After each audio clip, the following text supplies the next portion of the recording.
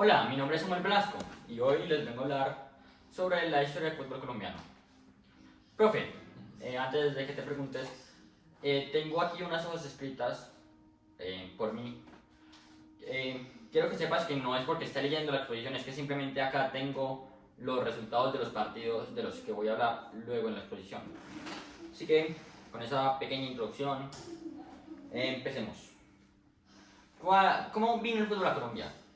Pues la teoría más extendida, y sinceramente la que yo creo, es que los ingleses que trabajaban en la construcción del ferrocarril de Puerto Colombia lo trajeron.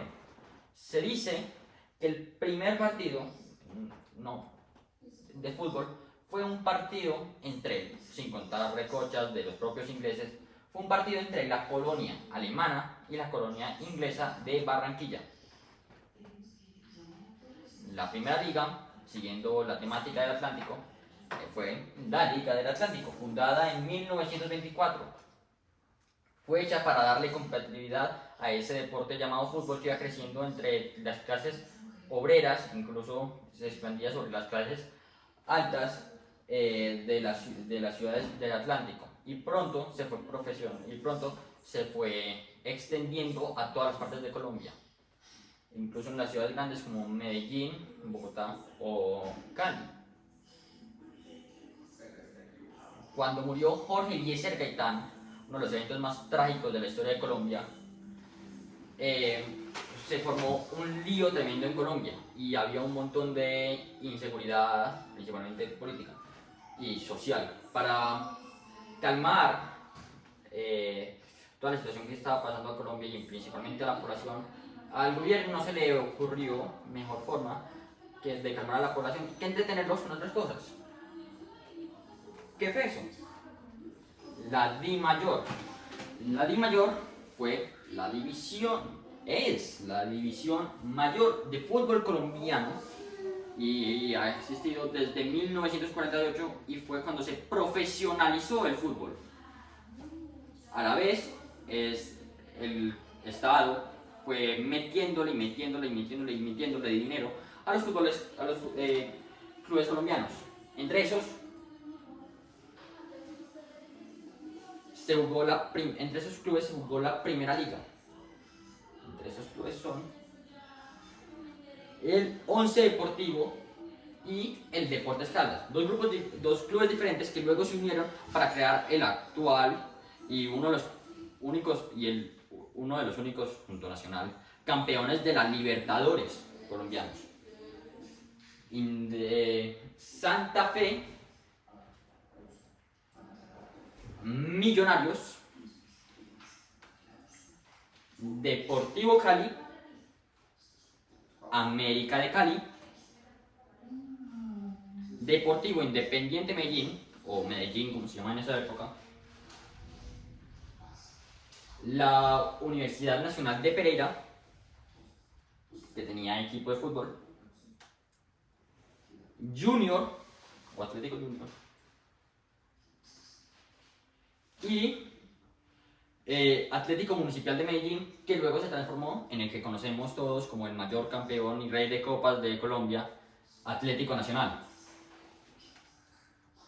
El ganador de esa liga de 1948 fue el club de Bogotá, la capital de Colombia, Santa Fe.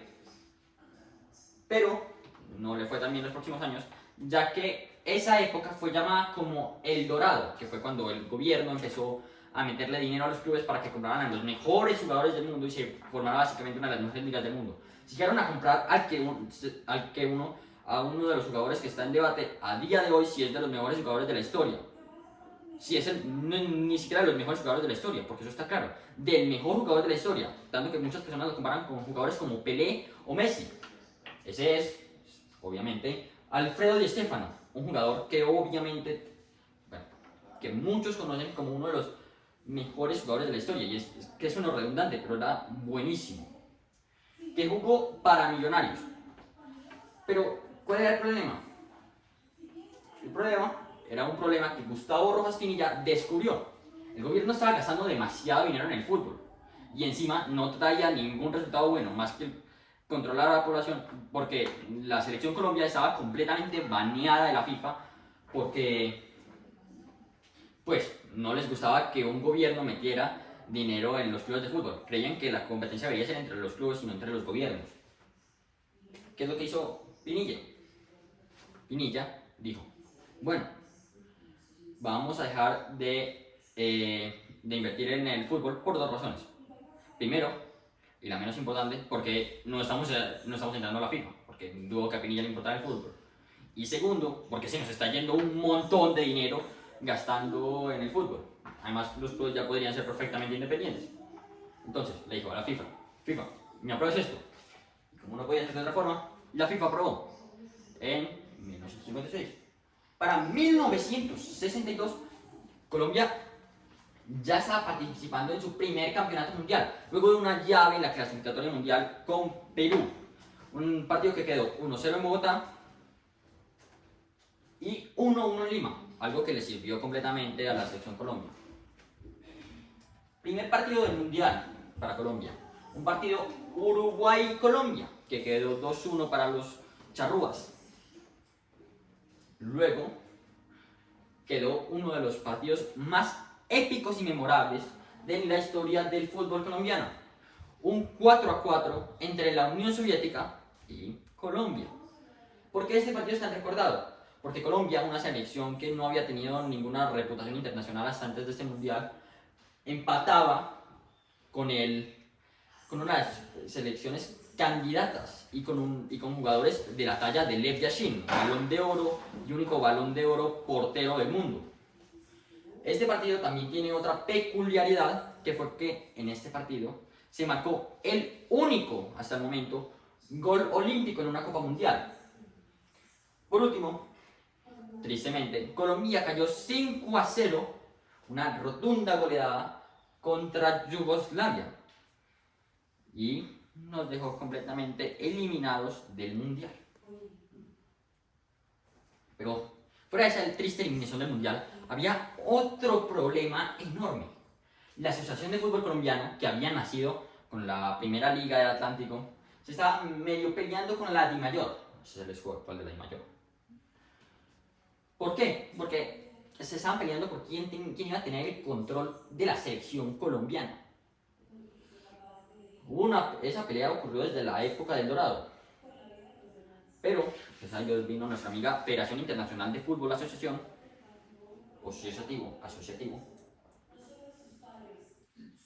la FIFA, para crear una mezcla entre la de fútbol y la de mayor.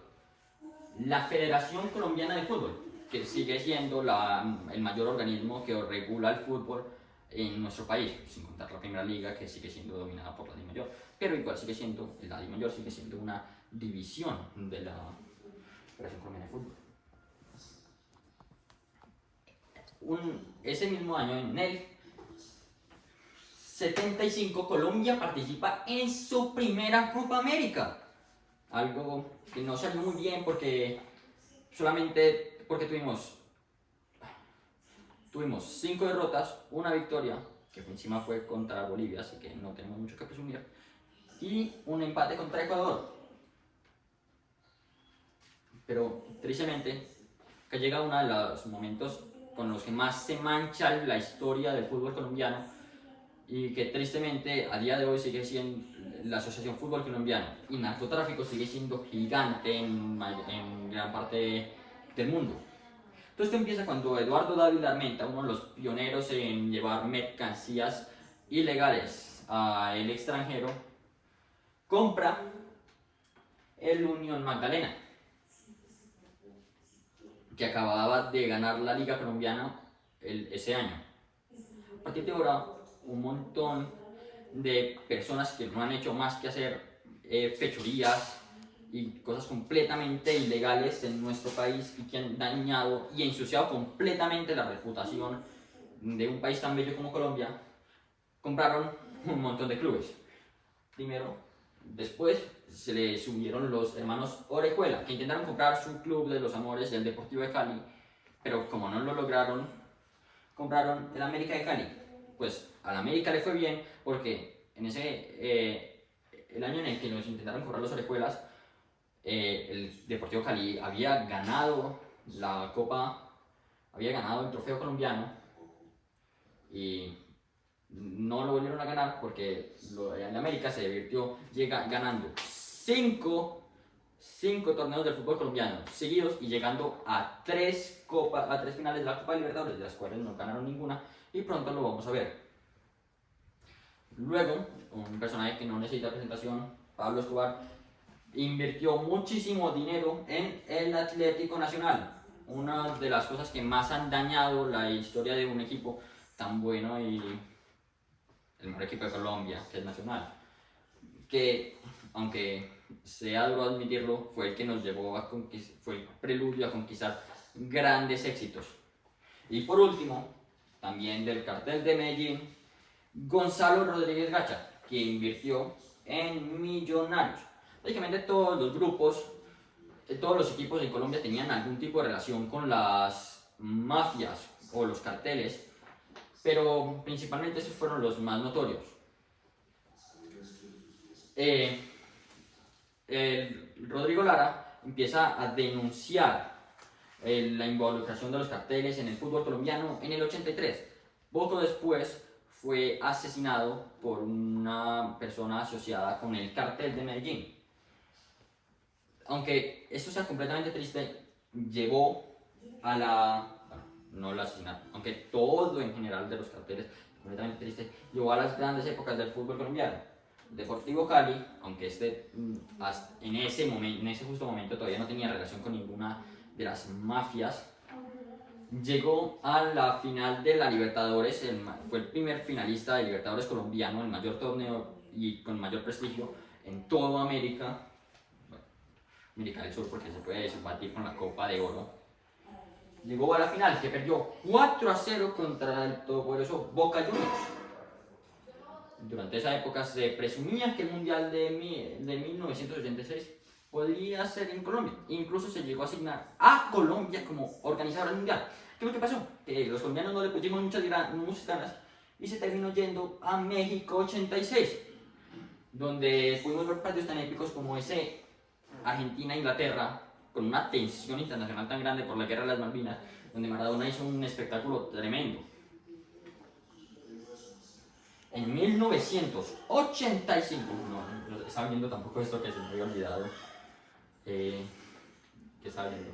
1985, América de Cali llega a su primera final de 3 consecutivas contra Argentina Juniors, que perdió. Luego llega a la final en 1986 contra River Plate, que también perdió. Y por último, contra Peñarol, que sorprendentemente también perdió. Pero después de un largo tiempo de equipos colombianos intentando llegar a la máxima gloria continental, Atlético Nacional en 1989 se convierte en el primer equipo colombiano en ganar la Copa Libertadores de 1989. Y bueno, la Copa Libertadores en general también. Lo hace en una reñida final, empezando perdiendo 2-0 de visitante contra Olimpia y terminando ganando 2-0 en casa para irse a penales. Unos penales que ganó Nacional. Gracias a esto llegó a Nacional al panorama internacional y llegó a competir en la Copa Intercontinental de 1989 contra el Milan de Rijkaard. El Milan de personajes como Rijkaard o Van Basten, o incluso Baresti, que era una potencia mundial y uno de los mejores equipos de la historia. En ese partido se pudo ver perfectamente cómo juega Maturana y que también fue como marcó el fútbol colombiano durante los próximos años. Primero, un sweeper keeper, como se dice en inglés, o un líbero, ¿cierto? Un líbero es un portero que juega con los pies, juega con los defensas y no es tanto de pasar el pase largo, sino es más de comunicarse con sus compañeros. Luego, ball playing defenders, que también, o defensas que juegan con el pie,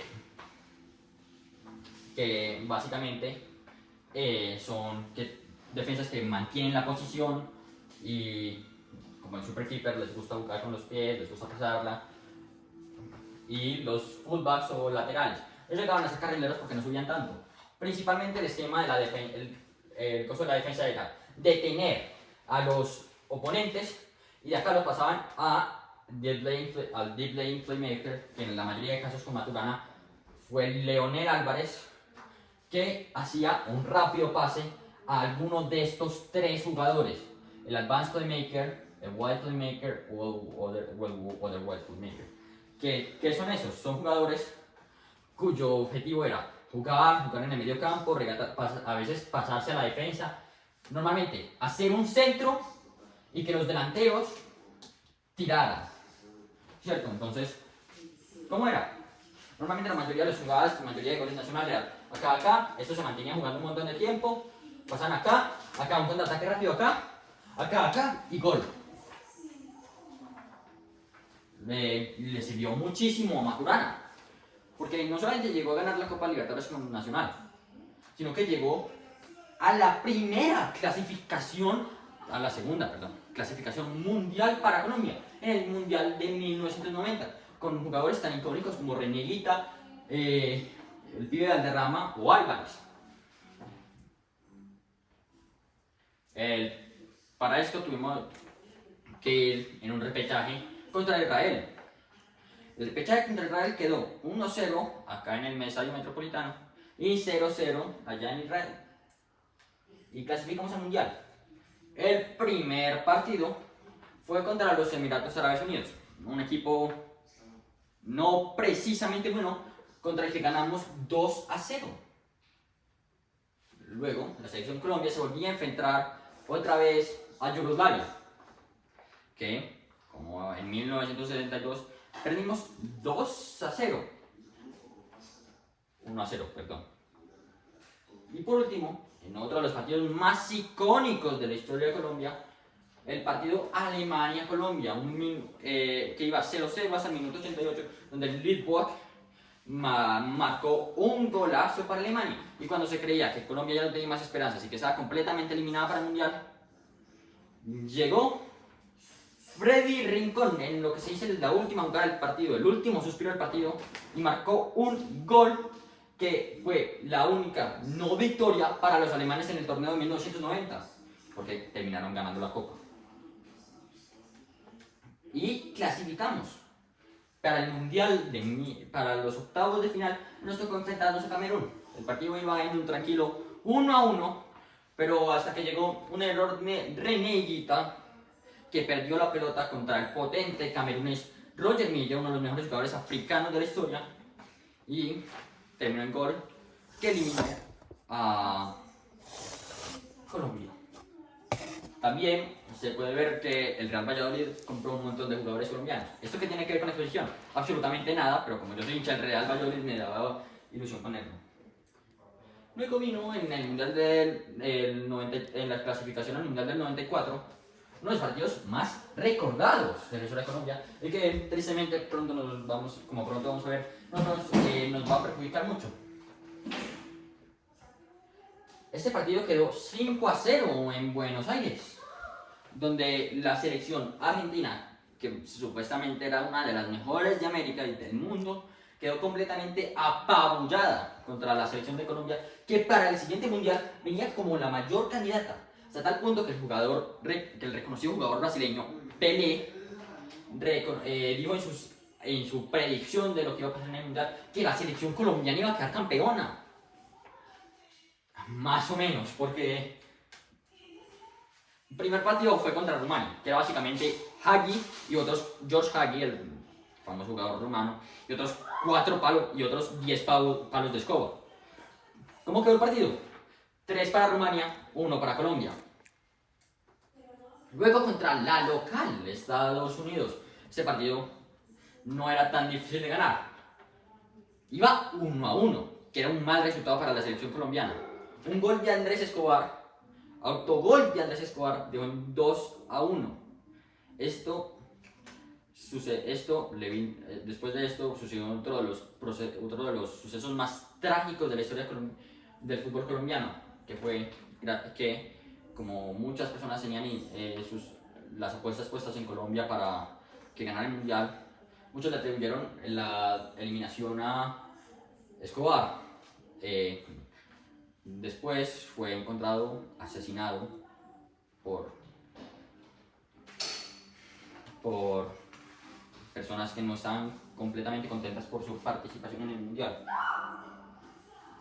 Por último, nos enfrentamos a Suiza, una victoria, pero ya no servía de nada porque estábamos completamente eliminados. Éramos 2-0 y fue una victoria, pero ya no servía de nada. En 1995, Atlético Nacional llega a ser subcampeón llega a la final de la Copa Libertadores, pero es derrotado por el Gremio. Y en el 96, 10 años después de otra de sus apariciones, la de 1986, y 9 años después de su última aparición, en el 87, América de Cali vuelve a participar en la final. Perdió otra vez, esta vez, otra vez, contra River Plate. Y en 1998 volvemos a una de nuestras actuaciones mundialistas decepcionantes. Esta vez no se tenía tanta esperanza como se tenía en 1994, pero por lo menos se esperaba que Colombia hiciera algo. Le tocó un grupo difícil, Rumania otra vez, Túnez, que era más o menos fácil, e Inglaterra. Volvemos a perder contra Rumania. Se nos da muy mal los países de los Balcanes, según veo. 1-0. Se ganó el partido 1-0 contra Túnez. Y tocaba ganar contra Inglaterra, por lo menos empatar y ver qué hacían los yugoslavos. 2-0 de Inglaterra contra Colombia. Este partido es muy recordado por una falta del joven David Beckham, que luego se convirtió en un jugador bastante bueno.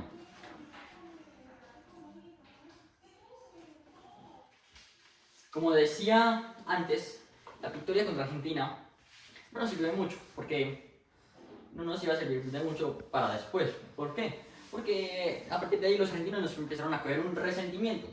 Como las eliminatorias o clasificaciones al mundial eran casi siempre las mismas, todo terminaba, normalmente la clasificación al mundial terminaba en Colombia, necesitando ganar en Asunción contra Paraguay y esperando que Argentina le ganara a Uruguay. ¿Qué es lo que pasaba? Que los argentinos no ayudaron mucho a los colombianos, ya que en dos ocasiones, en 2006 y pronto vamos a ver en 2002 y pronto vamos a ver en 2006, no jugaron partidos realmente buenos contra los uruguayos y se dejaron ganar o empatar para que los colombianos no clasificaran. Pero aunque ese año no hubiéramos clasificado al mundial, Colombia consiguió uno de sus grandes triunfos, una de las únicas copas que tenemos, la Copa América de 2001 con el Bolillo Gómez, que también había dirigido en el mundial de 1998, dato que se me olvidó decir. Esta victoria hubiera sido perfecta porque éramos locales, ganamos el mundial, hubiera sido perfecta. ¿Pero por qué no fue perfecta? Por esta abominación de mascota del mundial. Horrible. Jugamos la Copa Confederaciones, un gran evento para Colombia. Ahí perdimos el primer partido contra Francia, 1-0. El segundo partido de la fase de grupos, 3-1 contra Nueva Zelanda, lo ganamos, y un 1-0 contra Japón nos llevó a la siguiente fase. En el siguiente partido perdimos 1-0, pero esa no fue la única tragedia. Marc Vivien Foé, jugador de Camerún, murió de una enfermedad cardiovascular durante el partido. Y luego llegamos y nos eliminaron en semifinales. Luego en 2004 llega otro de los grandes triunfos en América por parte de los colombianos. Once Caldas hace un completo offset, que es como se le dice a cosas no esperadas, al ganar la Copa Libertadores de 2004 contra Boca. Y aquí podemos ver otra vez que en el partido contra Paraguay, Colombia, ganamos, pero los argentinos tampoco es que pusieran mucho esfuerzo en ganar a los uruguayos. Pero para el Mundial de 2006 sí tuvimos una victoria, por Dios. Shakira, cantautora colombiana, hizo la canción del Mundial de 2006. Y aunque para el Mundial de 2010 tampoco clasificáramos igual que con Paraguay, pero sabes, por desmérito propio, porque tampoco es que si ganáramos contra Paraguay íbamos a clasificar. Obviamente nos descalificaron y no pudimos participar en Sudáfrica. Pero otro gran logro de los colombianos, que gracias a que Shakira volvió a cantar la canción del Mundial 2010. En 2001, Colombia organiza el Mundial de 2011 Sub-20, aunque, bueno, es el Mundial Sub-20, no tiene mucha relevancia, pero es divertido de ver. Y en 2014 volvemos a tener otro logro. Shakira, otra vez, vuelve a hacer la canción del Mundial. Pero para el 2014, sí hay algo que remarcar. Esta vez sí clasificamos al Mundial como segundos de la eliminatoria de la Conmebol, con un remarcado 4-2-3-1 que utilizaba José Pekerman, el famoso técnico argentino que es tan aclamado aquí en Colombia, con jugadores tan remarcados como James, que luego vamos a ver que tuvo una actuación impresionante, si es que no lo sabían, Cuadrado, Carlos Sánchez, Yepes y Ospina, gran puntero colombiano. El primer partido de la Selección Colombia fue una remarcable demostración de poderío contra Grecia, ya que ganamos 3-0. El siguiente partido contra Costa de Marfil lo ganamos 2-1 con estrellas tan remarcables como Drogba o Serge Aurier, que estaban jugando en ese momento selección de Costa de Marfil. Y por último, terminamos ganando una apabullante victoria de 4-1 contra Japón para terminar una fase de grupos perfecta, 9 puntos. Luego pasamos a los octavos de final. Los octavos de final remarcables, ya que ganamos 2-0 contra Uruguay, con un gol, entre esos un gol de James, calificado como el mejor gol del Mundial 2014 y si no estoy mal, mejor gol del año 2014. Un golazo desde fuera del área que termina en la escuadra. Dando primero un golpe en el palo y luego un golazo con el cual Muslera no pudo hacer nada. Luego vino una muy triste derrota contra la selección brasileña con el famoso si es gol de Yepes. Tristemente, tengo que desmentir esto, no fue gol de Yepes. Sí, no fue gol de Yepes. Pero, gracias a Dios, nuestra amiga Alemania, de la cual yo soy fan gracias a que estudio en el colegio alemán, y supongo, profe, que tú también gracias a que trabajas en uno de sus colegios, derrotó 7-1 en las mayores goleadas de los mundiales y la mayor goleada de los mundiales modernos contra una selección de Brasil que no estaba con Neymar, que nos había hecho tan difícil el partido pasado, pero Carlos Zúñiga lesionó malamente, seguro. Como ya dije, una actuación remarcable de James que llegó a ganar la bota de oro del Mundial de 2014. 2 años después, Colombia lograba otra final de las Libertadores y esta vez sí la ganamos, con Atlético Nacional llegando a la final de las Libertadores 2016, una final de la que yo me acuerdo, con jugadores como el Lobito Guerra o Magnelli Torres o Torres está en esa época, o ¿cómo se llama? Alexis Enríquez. Pero perdimos en el Mundial de Clubes.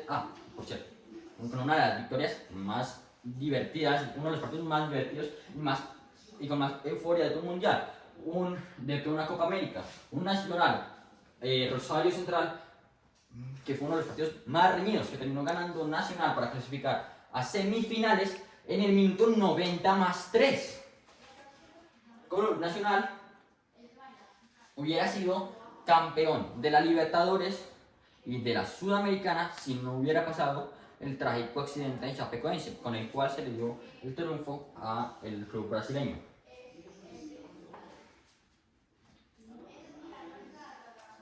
Y en el Mundial de Clubes Nacional no le fue muy bien gracias a una derrota 3-0 contra los locales del Kashima Antler.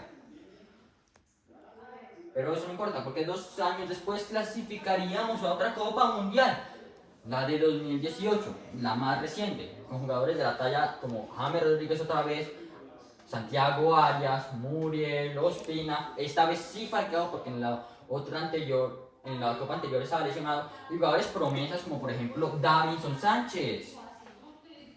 El primer partido, como no podía ser de otra forma, cuando se espera mucho de Colombia, fue una derrota 2-1 ante Japón. Una derrota tristísima, pero no fue tan malo, porque al final Juan Fernando Quintero marcó un golazo que fue clasificado como segundo mejor gol del Mundial de 2018. Hubiera sido el primero si no hubiera sido por la volea que metió Pavard ante Argentina. El segundo partido fue una victoria 3-0 contra Polonia. Aquí fue cuando empieza el potencial cabezador de Yerry Mina, que nos va a dar diferentes victorias a través, diferentes alegrías, que algunas luego se conviertan en tristezas. Luego, otro partido contra Senegal que teníamos que ganar, otro cabezazo de Yerry Mina que nos clasifica a los octavos del Mundial, en donde nos enfrentamos contra Inglaterra. Fue un partido reñido. Inglaterra empezó ganando con 1-0. Colombia remontó en el segundo tiempo con un cabezazo de Yerry Mina, como no podía ser de otra forma, para un 1-1. Se fueron a tiempo extra, en donde en el tiempo extra Colombia tenía la máxima superioridad. Incluso se puede ver, y si no hubiera sido por Jordan Pickford, portero del Everton y hasta el día de hoy titular de Inglaterra, si no se lo quita Dean Henderson, portero del Sheffield United, hizo una remarcable actuación, no solamente en el tiempo extra, sino en los penales, donde atajó varios de los penales, entre los de Mateus Uribe. Pero, como nosotros le ganamos en un amistoso a Francia, que después fue campeona del mundo, técnicamente nosotros somos mejores que los campeones del mundo. Entonces, ¿qué importa? Actualmente, el torneo, la liga de la máxima división colombiana es la liga Betplay Di Mayor, por razones de patrocinio de la empresa Betplay, una empresa de apuestas, que luego era Águila, una empresa de licor. Y la segunda división y última división profesional es el torneo Betplay, también por razones de patrocinio con la empresa Betplay. Actualmente hay mucho debate. Ahora quiero hablar de los grandes del fútbol colombiano. Hay mucho debate sobre cuáles son, pero yo voy a hablar de los grandes históricos. Esos grandes son básicamente todos los jugadores, excepto la Universidad Nacional de Pereira, que ya es un equipo en las ligas profesionales. El Once Caldas, el Independiente Santa Fe, Deportivo Millonarios, no importa, Cali, América de Cali, Deportivo Independiente Medellín, Junior y Atlético Nacional. Y también hay que hablar de las rivalidades. Las grandes rivalidades del fútbol colombiano son básicamente todos los partidos que componen dos de estos tres equipos: Atlético Nacional, Millonarios y América de Cali. Son clásicos porque son los tres equipos con más historia del fútbol colombiano, que más títulos han ganado. Pero también hay que remarcar los derbis o rivalidades regionales o ciudadanas. Principalmente vamos a hablar de las ciudadanas con Atlético Nacional y Deportivo Independiente Medellín, que también podría ser conocido como el Second City Derby o el derby de la segunda ciudad en la ciudad de Medellín. El América de Cali versus el Deportivo Cali. Por último, es Millonarios versus el Santa Fe. Se puede ver un patrón: Nacional, América de Cali, Millonarios, uno de las grandes rivalidades. Por último, quisiera hablarles de las grandes esperanzas del fútbol colombiano y para mí los mejores jugadores que vamos a tener aquí en Colombia durante probablemente el próximo año. Y es muy emocionante hablarles de ello porque básicamente representan a los jugadores del fútbol colombiano. Santiago Arias, jugador del Atlético de Madrid, uno de mis jugadores preferidos, gran técnica y que incluso fue jugador del año de la liga holandesa con el PSV Eindhoven, aunque ni siquiera ganaran la liga. Davinson Sánchez, jugador del Tottenham Hotspur de Inglaterra, un jugador con gran clase que está jugando mucho con José Mourinho. Es un jugador bastante joven que todavía tiene mucho desarrollo y aún así es titular en uno de los equipos más importantes de Inglaterra y finalista de la Champions anterior. Jefferson Lerma, que aunque acaba de descender con el Bournemouth, es un excelente jugador, aunque es conocido porque tenga el mayor registro de amarillas de todas las ligas en Europa.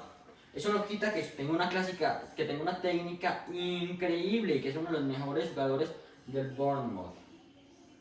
Luego tenemos a Espinosa del Brighton, otro jugador de la tabla media baja de la Premier League que hace unas excelentes actuaciones con el Brighton de Graham Potter, que es un entrenador que apuesta por los jóvenes. Probablemente se vuelva uno de los mejores jugadores a nivel mundial, tiene muchísimo potencial.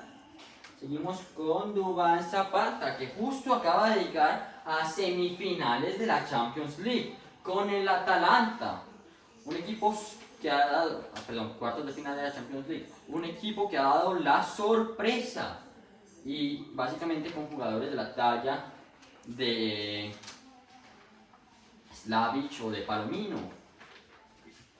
Pero Duván Zapata, sin duda, ha sido clave para esta gran actuación del equipo de Bérgamo, tanto en la Champions como en la Serie A. Por último tenemos a James Rodríguez. Sé que parece una broma, pero si se llega a trasladar a un lugar en el que juegue, podría dar la gran sorpresa esta próxima temporada 2021. Muchas personas lo sitúan en el Everton y razón no tienen, ya que él es conocido, ya que siempre se le ha relacionado con los equipos de Carlo Ancelotti. Y adivinemos quién está entrenando en el Everton, el italiano Carlo Ancelotti. Al año pasado también se le había relacionado con el Napoli, donde también está entrenando Carlo Ancelotti. Pero esperemos que se traslade y que no quede asfixiado en el Real Madrid, donde no puede jugar minutos. Estas son mis fuentes y muchísimas gracias. Hasta la próxima.